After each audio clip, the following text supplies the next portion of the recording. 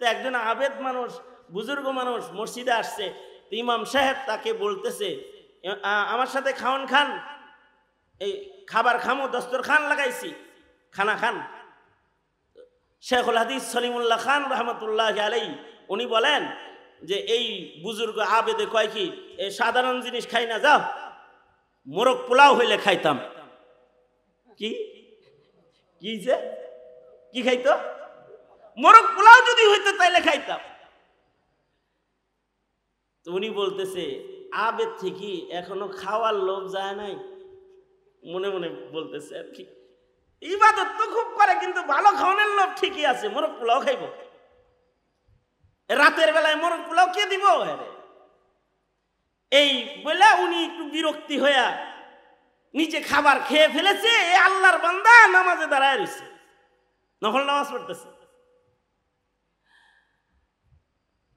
অনেক লম্বা সময় নামাজ পড়ে রাতের বেলায় যখন বিশ্রাম নিছে, রাত 12টা 12:30 বাজে, তো এমন সময় ইমাম সাহেবের কামরার কাছে এলাকার এক মহিলা খাতুন, একটা মহিলা এসে দরজায় নক করেছে, ইমাম সাহেব ওঠেন ওঠেন, গরম কিছু খাবার আনছি, এটা একটু গ্রহণ করেন। দরজা খুইলা খাওয়ান লইছে, খাওয়ানের টিফিন বাটিটা নিয়ে জিগাইতাছে এটার ভিতরে কি আছে? এটার ভিতরে মোরগ পোলাও আছে।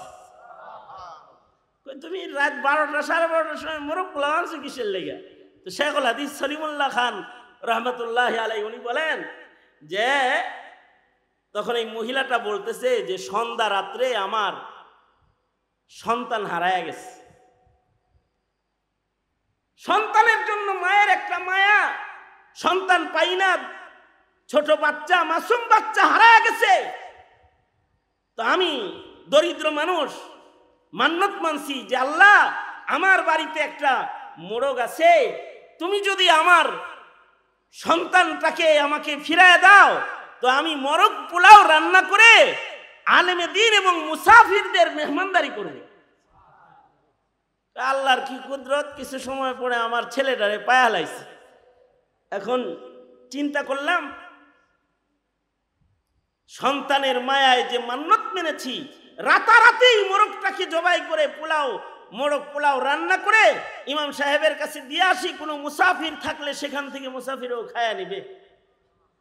ইমাম সাহেব কয়, খাতুন তুমি তো আসলে আসো নাই, তোমাকে আল্লাহ তাআলা কোনো কারণে মোরগ পোলাও রান্না করায় এখানে এনেছে, কারণ এমন একজন আবেদ মুসাফির এখানে আছে যার মুখ দিয়ে মোরগ পোলাও খাবে, এটা বের হইছে। যাও। মহিলা চলে গেছে। তাই ইমাম সাহেব মোরগ পোলার টিফিন বাটি নিয়ে যায়, ডাকে, এই বুজুর্গ ওড়েন ওড়েন, আমনের খাওয়ানো আইছে, এবার খান। আসল কথা হলো আল্লাহর কিছু পেয়ারা বান্দা এমন হয়ে যায়, তারা যদি কিছু আল্লাহর কাছে চায়,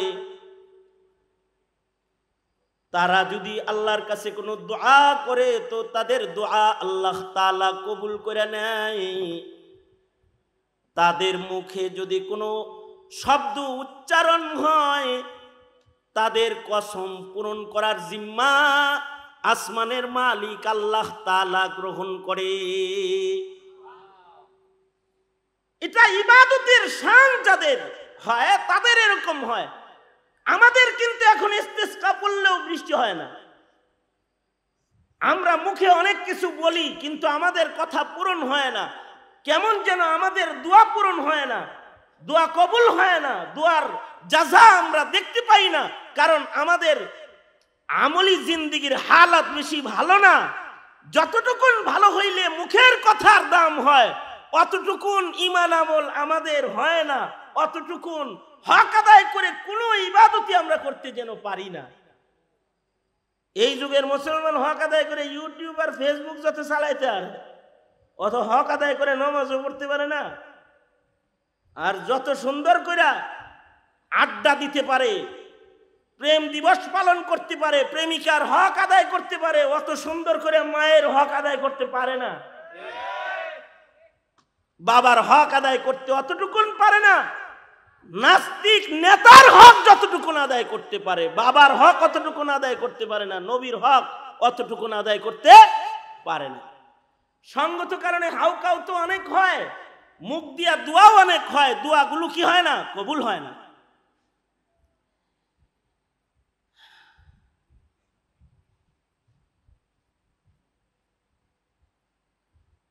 ইবনুল হাজার আসকালানী রহমতুল্লাহ আলাইহি তাহজিবুত তাহজিবের ভেতরে এক মুহাদ্দিসের বর্ণনা রেখেছেন। এই মুহাদ্দিস সাহেবের মুখের জিকিরের পাওয়ার কিরকম ছিল। মুহাদ্দিস, বড় মুহাদ্দিস, তো ওনার জিকিরের পাওয়ার লিখতে গিয়ে উনি লেখেন,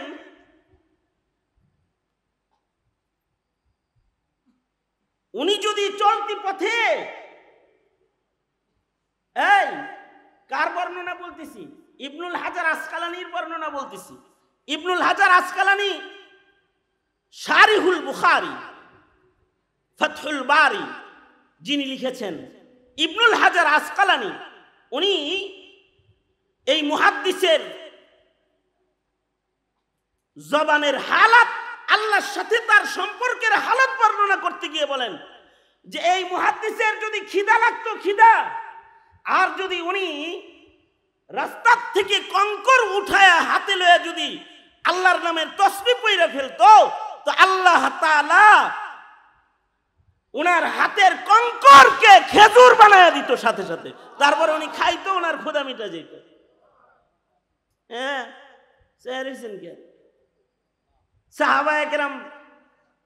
সাহাবায়ে কেরামের জন্য আল্লাহ তাআলা পাথরের টুকরাকেও, মানে কঙ্করের টুকরাকে স্বর্ণের টুকরা বানাইছেন।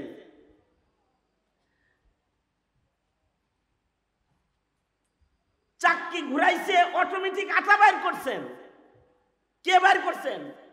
আল্লাহ তাআলা বাইর করছেন।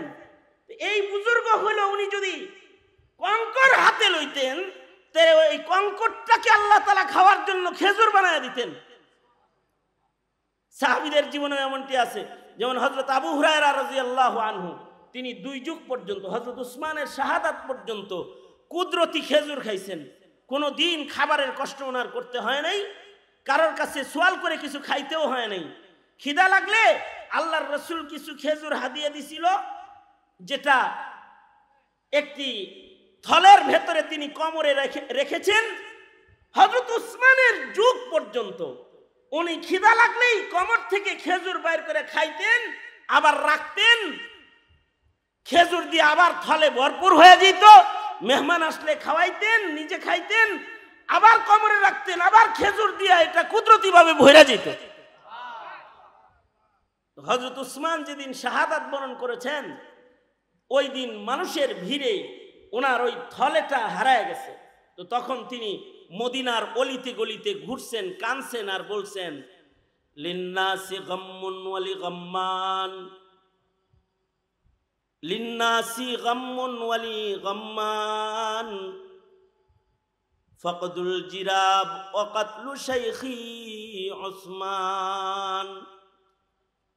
মদিনায় ঘুরেছেন, কেঁদেছেন আর বলেছেন, মদিনাবাসী, তোমাদের দুশ্চিন্তা একটা, যে তোমাদের খলিফা হারায়া গেছে, ওসমানের ওফাত হয়ে গেছে। আজকের দিনে আমি আবু হুরায়রার পেরেশানি হলো 2টা, আমার ওসমানও হারাইছে। ওই থলে, যে থলের থেকে এ যাবৎ পর্যন্ত নবীর হাতের থলে, যার থেকে আমি খেজুর খাতাম, ক্ষুধা লাগলে খেজুর খাইতাম, আবার এটা কুদরতিভাবে খেজুর দিয়ে বইরা যেত, মানুষে খাওয়াইতাম, এই বরকতি খেজুরের থলেটা আজকে আমার হারায় গেছে। তোমাদের তো এক জিনিস হারাইছে, কিন্তু আমি ওসমানের 2 জিনিস হারাইছে। তোমাদের দুঃখের চাইতে আমার দুঃখটা অনেক বেশি বড়। এটা উনি মদিনার গলি দিয়া হাঁটতেন আর চিৎকার করে করে এই কথা বলতেন আর কাঁদতেন, কুদরতি খাবার খেতেন। এক বুজুর্গ, উনি মুখ দিয়া আল্লাহর কাছে বলছেন, আল্লাহ কিছু দিরহাম দেন, তো আল্লাহ তাআলা দিরহাম দিয়ে দিচ্ছেন। আল্লামা ইয়াফি রহমাতুল্লাহি আলাইহি উনি ঘটনা বর্ণনা করছেন, এক লোক হজ্জে বাইতুল্লাহতে যাইতেছে, কাবা শরীফ তওয়াফ করতে যাইতেছে। ইবাদতের কারণে ওনার মুখের পাওয়ার এত, ইবাদতের কারণে মুখের পাওয়ার, ভয়েস বড় হইলে পাওয়ারফুল ভয়েস হয় না, পাওয়ারওয়ালা মুখ হয় না। সজ্জিত শব্দ উচ্চারণ করতে পারলে পাওয়ারওয়ালা মুখ হয় না। জাদু মাখা বয়ান করতে পারলে পাওয়ারওয়ালা জবান হয় না। কিছু কিছু মানুষ আছে খালিদ সাইফুল্লাহ ইউবির মতো সাজিয়ে গুজিয়ে কথা বলতে পারে না, আলী হাসান উসামার মতো সুন্দর করে বলতে পারে না, আরিফ বিন হাবিবের মতো ভালো করে সুন্দর করে কথা বলতে পারে না, কিন্তু তার মুখের পাওয়ার এত যে সে মুখ দিয়ে তার অগুচ্ছালো শব্দ উচ্চারণের মাধ্যমে রবের কাছে কিছু চাইলে রব তাকে ওটা দিয়ে দেয়। আছে কিছু মানুষ এমন। সেই মানুষগুলো উত্তম ভোকাল যোগ্যতার মানুষ না, অথবা তাদের শব্দ উচ্চারণও সুন্দর না, কিন্তু তাদের মুখটা মকবুল মুখ, মুস্তাজাবুদ দাওয়া জবান। হজ্জে বাইতুল্লাহতে যাইতেছে পায়ে হাইটা, ওনার পাশ দিয়েই আরেক বুজুর্গ হজ্জে বাইতুল্লাহতে যাইতেছে ঘোড়ার পিঠে সওয়ার হইয়া, ঘোড়ার পিঠে সওয়ার হইয়া যাইতেছে। ইহরামের কাপড় পরা দেখা মনে হয় যে উনিও হজ্জে বাইতুল্লাহতে যাইতেছেন পায়ে হাইটা, কিন্তু উনি দিন তারিখ মিল করে দেখে এই যেখানে উনি পায়ে হাঁটতাছে এই জায়গা থেকে আরাফা পর্যন্ত পায়ে হাইটা যাইতে যাইতে ওনার আরাফা পাবে কিনা সন্দেহ আছে। এরকম একটা সন্দেহ ওনার দিলের ভেতরে আছে, কিন্তু ওনার সওয়ারিতেও জায়গা নাই তাকে উঠায়া একরাম করার। সে নিজে সামান সহ সওয়ারি চড়ে সে হজ্জে বাইতুল্লাহতে যাইতেছে। তো রাস্তা চলতে চলতে চলতে চলতে কিছু দূর যাওয়ার পরে একটা পশু বিক্রির বাজার পড়ছে। পশু বিক্রি, ঘোড়া বেচে, উট বেচে, এরকম একটা বাজার মিলছে। এই বাজারের কাছে যখন অতিক্রম করতেছে তখন উনি চিন্তা করলেন, এ পাইছি রে, এইখানে দাঁড়াই, ওই আল্লাহর বান্দা আসুক, তাকে কিছু টাকা হাদিয়া দিব, সে যেন একটা ঘোড়া কিনা যায়, তাহলে আরাফাটা পেয়ে যাবে। আমি নয় হজের সফরে খাবারে একটু কষ্টও করলাম, একটা মানুষের হস্ত হয়ে যাবে। এখানে দাঁড়ায় রয়েছে, পায়ে হাইটা হাইটা ওই আল্লাহর বান্দা এই বাজার পর্যন্ত আসছে। আসছে পরে উনি এই আল্লাহর বান্দাকে বলে কি, ইহরামের হালাত দেখে মনে হয় আরাফায় যাইতেছেন, মুখে তালবিয়া আছে, লাব্বাইক পড়তেছেন, হজে যাইতেছেন মনে হয়। হ্যাঁ, হজে যাইতেছি। তো যেই গতিতে মরুভূমিতে হাইটা যাইতেছেন, আরাফার গন্ধ পাইবেন কিনা সন্দেহ আছে। যাইতে যাইতে আরাফা শেষ হয়ে যাইব। তা আপনি একটা কাজ করেন, আপনাকে আমি এই যে দিরহামগুলা হাদিয়া দিলাম, এই বাজার থেকে আপনি একটা ঘোড়া অথবা একটা সওয়ারি খরিদ করে আরাফায় চলেন, একসাথে যাই, তো আরাফা পাওয়াটা নিশ্চিত হয়ে যাবে। কারণ আমার এই ঘোড়ায় দুইজন বসা সম্ভব না।